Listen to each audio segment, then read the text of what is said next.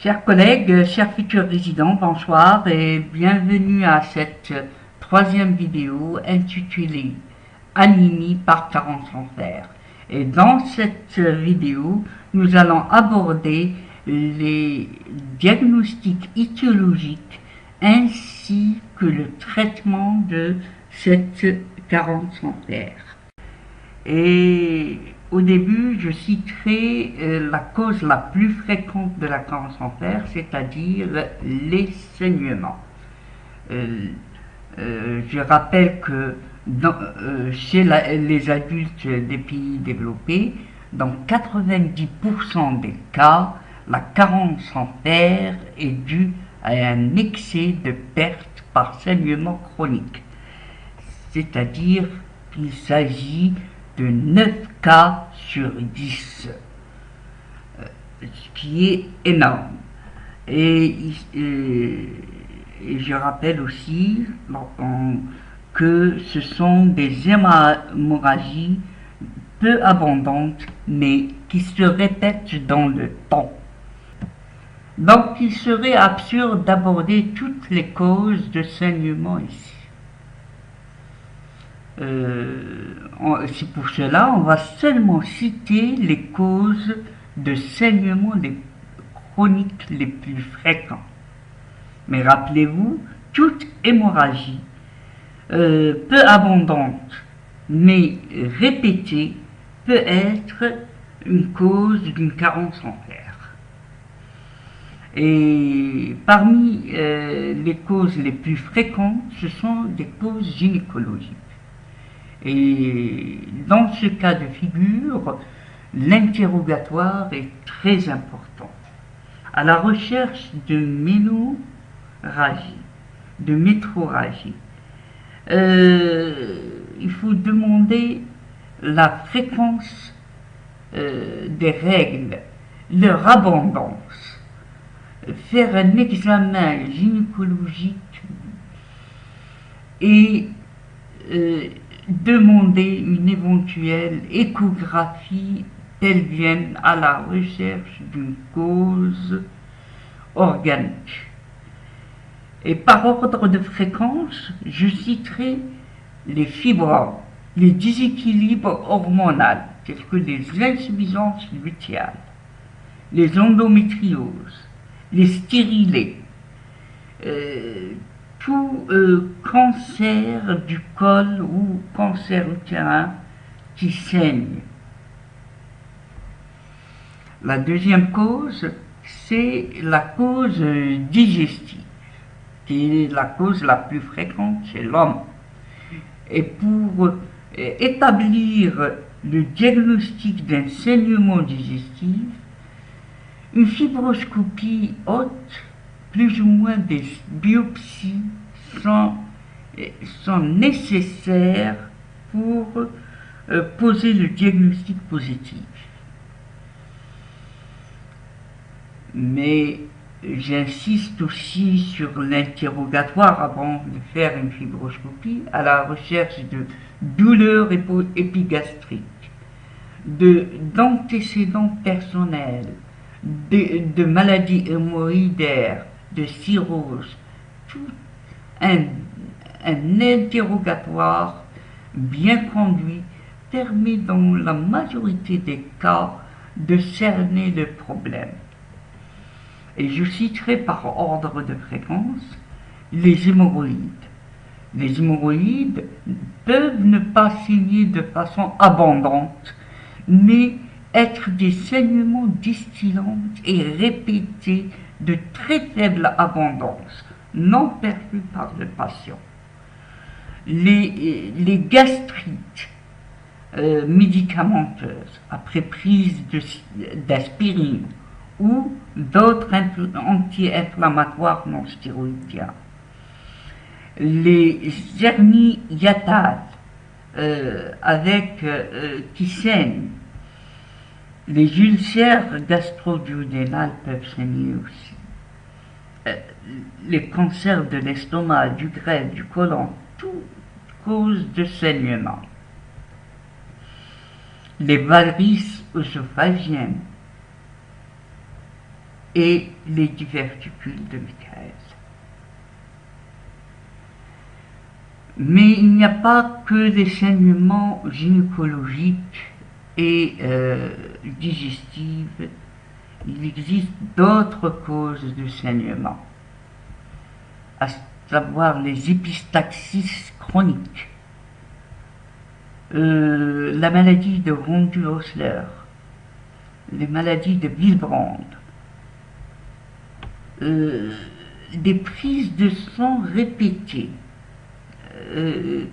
surtout chez le nourrisson, peuvent être la cause d'une carence en fer. Les dents de sang répétées peuvent être une carence en fer. Et chez les hémodialysés chroniques, on les prélève très fréquemment pour les bilanter et on oublie de les supplémenter en fer. En fait, cette liste de causes de saignement n'est pas exhaustive. Ce sont les causes les plus fréquentes, et donc toute cause de saignement peut être à l'origine d'une carence en fer. La deuxième cause de carence en fer après les saignements, ce sont les malabsorptions. Mais les malabsorptions engendrent une carence qui est mixte, en acide folique et en fer en même temps. Les causes de malabsorption sont fréquentes et je citerai les gastrostomies, la maladie cœliaque, la maladie de Crohn, la rectocolite hémorragique. Toutes ces causes peuvent être à l'origine d'une malabsorption. La troisième cause, c'est les carences d'apport. Et les carences d'apport sont dues soit à une carence due à une malnutrition ou une carence qui est due à une augmentation des besoins de l'individu. La première est retrouvée chez les vieillards qui ne mangent pas, les populations qui sont sous-alimentées, avec un niveau socio-économique qui est bas, les anorexies mentales, les malades comateux en réanimation. Tous ces individus peuvent avoir une carence en fer. La deuxième catégorie de malades, ce sont des individus qui ont besoin de plus de fer, tels que les femmes en troisième trimestre de grossesse, les nourrissons et les nouveau-nés, dû à la croissance accrue, dû à l'augmentation des besoins lors de la croissance, et aussi les nourrissons et les nouveau-nés peuvent être nourris avec un lait farineux qui est très pauvre en fer et chélateur de fer. Dans 35% des cas, l'étiologie n'est pas retrouvée, malgré une enquête étiologique bien conduite. Et dans ces cas de figure, une bactérie appelée Helicobacter pylori peut être incriminée. En effet, dans une revue française d'hépatogastro, une étude américaine a montré que 27% des cas de carence en fer non expliquée était due à une Helicobacter pylori. Et le phénomène de carence est dû soit à une hémorragie occulte engendrée par les bactéries. Cette bactérie peut engendrer une malabsorption en fer ou elle peut aussi consommer le fer ingéré par le malade. Et donc, l'hélicobacter peut consommer le fer contenu dans le bol alimentaire. Et l'éradication de cette Helicobacter pylori entraîne une augmentation de la pyritinémie et une disparition de la carence en fer.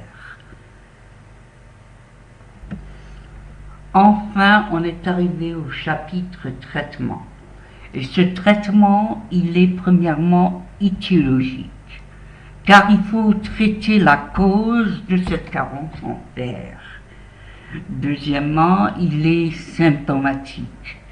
Et le traitement symptomatique vise à corriger l'anémie et à recharger les réserves en fer. Et troisièmement, il est préventif. Il faut supplémenter les populations sous-alimentées. Il faut supplémenter les femmes enceintes au troisième trimestre, etc. Et le traitement étiologique est toujours indispensable, car il permet d'obtenir la reconstitution complète des réserves en fer et éviter la récidive de l'anémie ferriprive. Alors il faut traiter médicalement les ménorrhagies fonctionnelles, par exemple. Il faut traiter médicalement les lésions muqueuses responsables d'hémorragie. Je rappelle que le traitement symptomatique a pour but de corriger l'anémie et de reconstituer les réserves en fer. Mais les transfusions de culoglobulaires sont inutiles, car cette anémie s'installe très progressivement et donc elle est bien tolérée à des chiffres très bas en hémoglobine. Et rappelez-vous, il ne faut pas transfuser sur des chiffres, mais sur des signes d'intolérance de cette anémie. Mais néanmoins, chez les patients ayant une ischémie myocardique, une insuffisance coronarienne, une insuffisance cardiaque et les sujets âgés, il vaudrait mieux les transfuser d'emblée afin d'éviter les complications cardiovasculaires. Alors que le traitement substitutif en fer par voie orale devrait être la règle.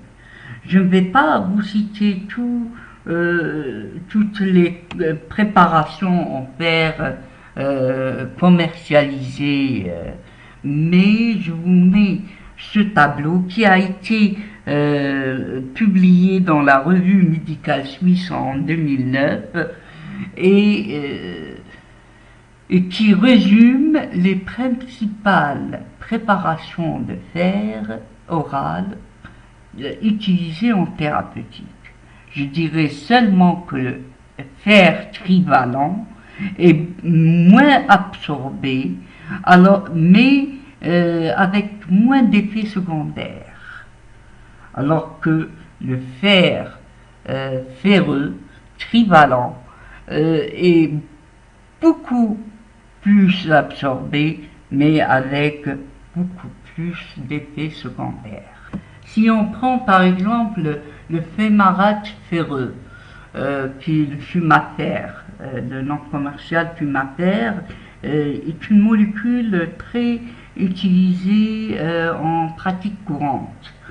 La posologie est de 3 à 5 mg par kilo par jour de fer métal fractionné au milieu des repas plusieurs fois par jour pendant au moins 3 mois. Mais cette posologie n'est indiquée que si la cause de cette anémie est bien identifiée et sans malabsorption. Car s'il y a malabsorption, il faut augmenter la dose de fer. Et donc on donnera 4 comprimés de fumataire à un adulte ou à un grand enfant par jour pendant au moins 3 mois. Ou encore chez le petit enfant, on donnera seulement 2 comprimés par jour, ça suffit. Et le nourrisson, sous forme de sirop à raison de 3 mg par kilo par jour, et chez les prématurés, une posologie de 2 mg par kilo par jour. Il faut rappeler et bien décrire les effets secondaires aux patients, à savoir les effets abdominaux à type de nausée, douleur abdominale, constipation ou diarrhée, intermittence entre constipation et diarrhée. Et ces effets secondaires sont moins fréquents si les prises se font au cours des repas, malgré que les aliments diminuent l'absorption du fer. Il faut prévenir le patient de la coloration noirâtre des selles. Une autre forme de supplémentation est la forme injectable. Encore une fois, je vous mets dans la description la référence de la revue médicale suisse publiée en 2009 où il cite les préparations de fer intraveineux les plus utilisées en pratique courante. Mais je dirais que cette voie veineuse est utilisée de façon exceptionnelle. Vu la fréquence des effets secondaires, la fréquence des chocs anaphylactiques après l'injection de fer intraveineux. Elle est utilisée par exemple dans les anémies aiguës sans supplémentation orale possible, telles que les comateux par exemple, les grands brûlés, etc.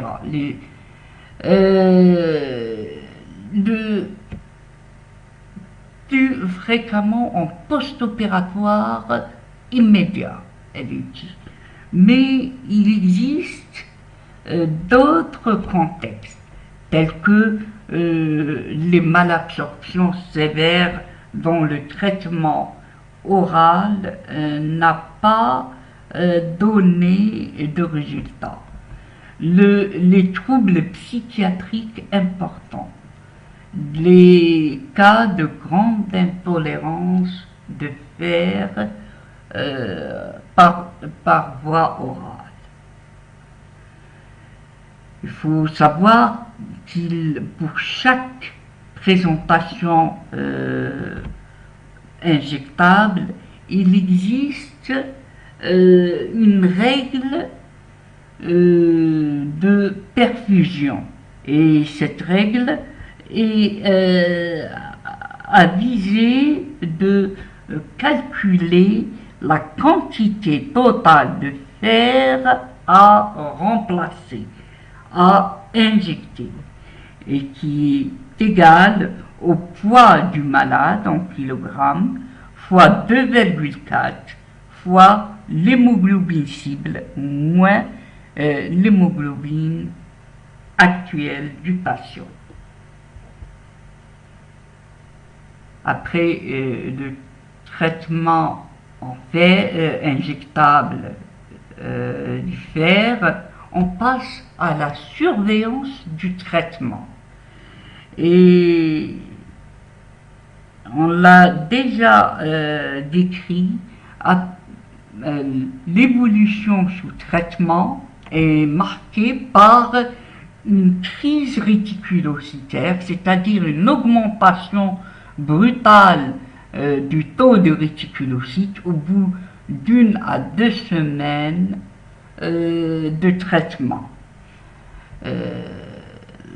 Et la correction d'au moins la moitié du taux de l'hémoglobine. Les critères d'arrêt du traitement substitutif sont surtout la normalisation de l'hémoglobine et de la ferritine. Et donc il faut prescrire ou demander une FNS et une ferritinémie après 3 mois de traitement oral. Mais ce dosage de ferritine doit se faire 15 jours après l'arrêt du traitement oral, afin d'éviter les fausses hyperferritinémies engendrées par le traitement oral substitutif.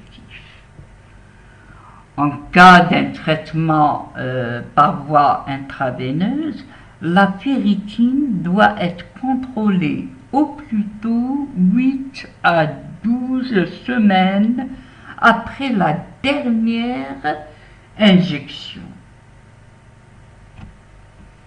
La persistance d'une microcytose avec ou sans anémie, malgré un traitement bien conduit, doit faire évoquer 4 possibilités. La première, un défaut de compliance thérapeutique, c'est-à-dire que le patient ne prend pas son traitement convenablement. Deuxièmement, il peut exister ou coexister un trait thalassémique associé à cette carence en fer. La perte de fer peut persister. Le saignement n'a pas été convenablement traité. Il peut y avoir une malabsorption associée à cette carence en fer. Maintenant, il ne nous reste qu'à décrire le traitement préventif ou prophylactique. Rappelez-vous, il faut supplémenter les personnes à risque selon les recommandations de l'Organisation mondiale de la santé, dont je vais vous mettre aussi les recommandations dans la description, là, sous cette vidéo. Il faut supplémenter les femmes enceintes en fer et en folate au 3e trimestre de la grossesse. Et supplémenter aussi les nourrissons durant l'allaitement maternel. Les donneurs de sang doivent être supplémentés en fer. Il faut apporter environ 1 à 2 mg par kilo de fer après chaque don de sang chez les sujets de sexe féminin. Voilà, cette vidéo est à présent terminée. Pour cela, je vous prie de vous abonner, de me mettre un grand pouce vers le haut si vous avez aimé cette vidéo. Sinon, tant pis, mettez-moi un tout petit pouce vers le bas. Et n'oubliez pas de partager partout sur Twitter, Facebook, etc. etc. Merci pour votre attention.